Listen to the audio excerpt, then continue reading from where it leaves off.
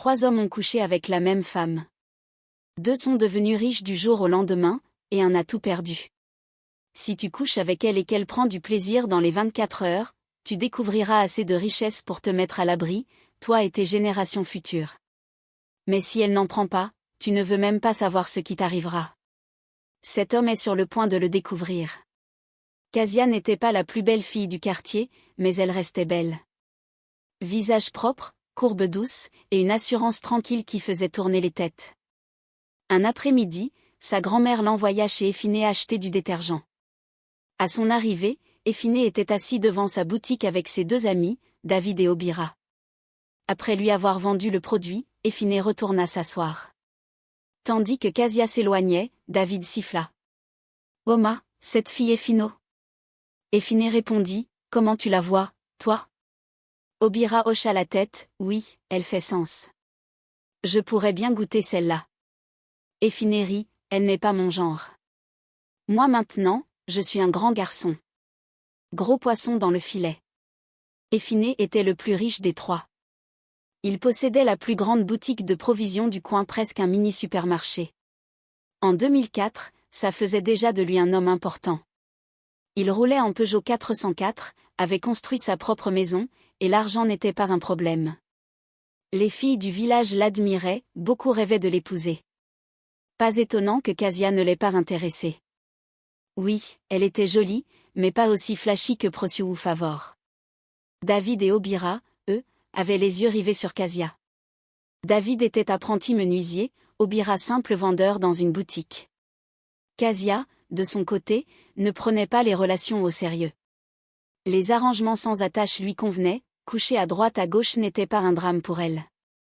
Elle était nouvelle au village, venue vivre chez sa grand-mère après que trop d'hommes l'avaient harcelée chez elle. Quelques jours plus tard, Kezia revint chez Effiné pour acheter du lait concentré et du lipin. David était là. Sans trop parler, il paya pour elle et proposa de la raccompagner. Effiné et Obira furent choqués.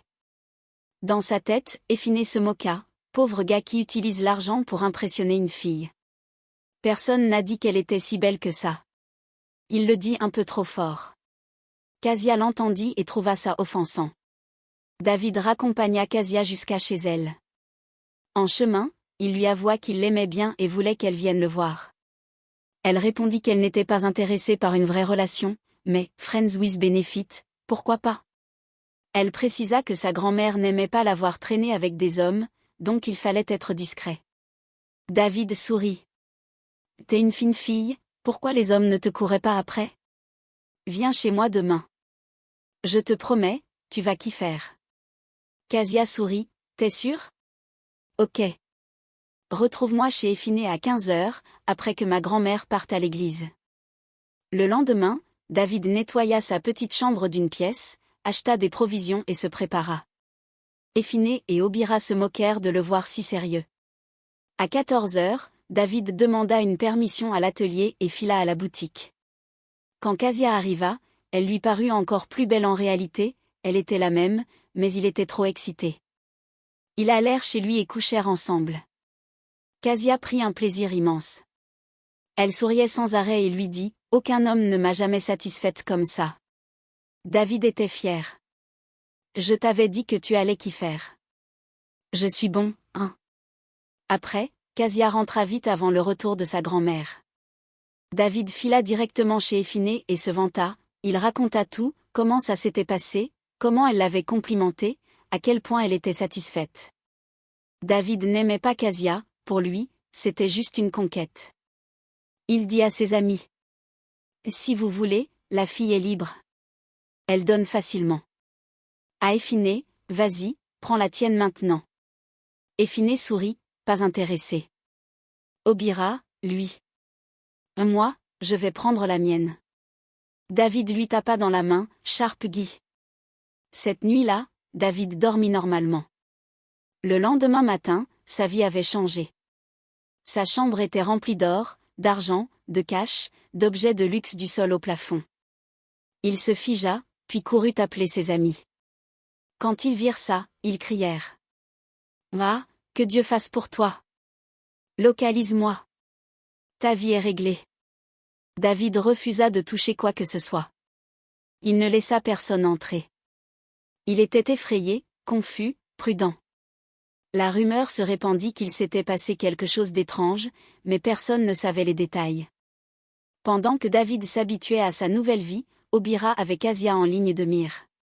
Chaque fois qu'elle venait à la boutique, il lui offrait discrètement des choses gratuites, sucre, lait, pain. Il essayait de l'impressionner à sa façon. Casia ne l'aimait pas particulièrement, mais elle savait qu'il voulait coucher avec elle.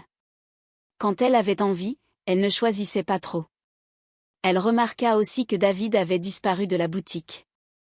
Un soir, Casia revint. David n'était toujours pas là. Obira était derrière le comptoir. Elle le regarda et dit : « Toi qui me harcèles depuis longtemps, tu peux vraiment le faire ? » Obira fut choqué par sa franchise, mais se rappela les mots de David : « La fille est libre. » Il joua le jeu. « Oui, je suis le déplaceur de matrice. Les filles m'appellent comme ça. » Casia éclata de rire. « Ah ouais ? Viens déplacer la mienne alors. » Le vendeur à côté écarquilla les yeux. Obira lui dit d'attendre 10 minutes, courut chez Éphiné. Là, il vit Éphiné et Procyon sortir, c'était clair qu'ils venaient de coucher. Obira supplia Éphiné. « Je t'en prie, aide-moi. Casia m'a donné le feu vert. Je sais que je dois rester à la boutique, mais je t'en supplie, laisse-moi y aller vite fait. » Éphiné rit. « Ok, vas-y. Je viens tenir la boutique. » Obira revint excité, dit au vendeur qu'il revenait et partit avec Casia. En chemin, il était trop joyeux. Casia rit. « Hachem, pourquoi t'es si content ? T'es puceau ? » Obira rit fort. Comment un déplaceur de matrice serait puceau ? Ils arrivèrent chez lui et couchèrent. Obira honora son surnom. Après, Casia resta allongée presque 30 minutes avant de se lever. Elle dit : « Hachem, déplaceur de matrice, en effet. » Elle le complimenta et partit. Cette nuit-là, Obira dormit en revivant tout. Le matin, il se réveilla et se figea, sa chambre était pleine d'or, d'argent, d'émeraudes, de cash. Il verrouilla la porte et courut chez David. Il raconta tout. David comprit. Ils allèrent voir Éphiné. Obira expliqua. Éphiné écouta, puis posa une question. « Vous avez couché avec Casia ? » « Oui. » « Et c'est la nuit où vous avez couché avec elle que ça s'est passé ? » ?»« Oui. » Ils réalisèrent, Casia était la source de leur richesse. David trouva enfin le courage de dépenser. Il ouvrit un grand atelier de menuiserie, acheta une nouvelle voiture, construisit une maison. Obira ouvrit un supermarché plus grand que celui d'Éphiné, acheta une voiture, construisit une maison. Quand Éphiné vit le succès de ses amis, la jalousie l'envahit. « Je dois coucher avec Casia aussi, dit-il. » David et Obira rirent. « Tu disais qu'elle n'était pas ton genre. » Éphiné répondit amer, « Procyon est mon genre. Qu'est-ce qu'elle m'a apporté ? Dans sa tête, après tout, elle donne facilement. » Mais Casia n'aimait pas Éphiné. Elle avait remarqué sa grossièreté, comment il la traitait de haut. Elle savait qu'il sortait avec Procyon, connu pour faire des histoires. Casia ne voulait pas de drama. Elle fut surprise quand il commença à lui offrir des cadeaux. Elle accepta, on ne refuse pas les cadeaux gratuits. Finalement, Éphiné lui avoua qu'il l'aimait. Casia le rembarra. « Je sais que tu ne m'aimais pas avant. Tu sors avec Procyon, et je ne veux pas d'histoire. » Éphiné fut furieux mais ne lâcha pas. Une nuit, une idée noire lui vint, « Et si je l'épouse ?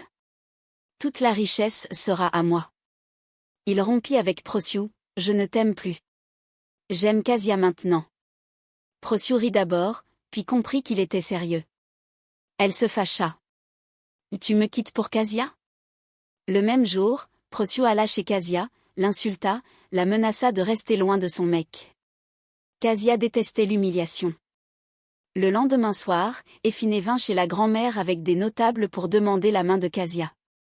Elle fut choquée par son culot. Quand ils partirent, elle dit clairement à sa grand-mère, « Jamais je n'épouserai cet homme. » La grand-mère répondit calmement, « Une femme doit épouser un homme qu'elle aime, qui la satisfera. » Éphiné n'accepta pas le refus. Ni l'argent, ni les cadeaux, ni le mariage ne marchaient. Une idée sombre germa, si je la force, j'aurai quand même la richesse. Un soir, il surveilla ses allées et venues. Quand Casia rentrait par un sentier isolé, il l'attaqua masqué, la viola et s'enfuit. Casia fut brisée, en douleur, traumatisée. Elle rentra en pleurant et raconta tout à sa grand-mère. Celle-ci écouta, puis rit. Ne t'inquiète pas. Les dieux le puniront. Cette nuit-là, Éphiné rentra victorieux. Dans sa tête, si leurs petites chambres ont été remplies, la mienne sera 10 fois plus grande. Il dormit à peine, attendant le matin. Au lieu de richesse, il se réveilla avec des coups violents au portail. Ta boutique est en feu. Sors vite. Affolé, il sauta dans sa voiture, mais en route, elle cala, il perdit le contrôle et s'écrasa contre un mur. Il survécut, mais la voiture fut détruite. Des gens le sortirent. Il courut vers sa boutique, tout avait brûlé. Il s'effondra. Quelqu'un cria, ta maison est en feu. Il s'évanouit. À l'hôpital, David et Obira étaient là. Éphiné demanda. Vous avez couché avec Casia et vous êtes devenu riche, hein? Oui. Alors pourquoi moi c'est différent? J'ai couché avec elle hier, et aujourd'hui j'ai tout perdu.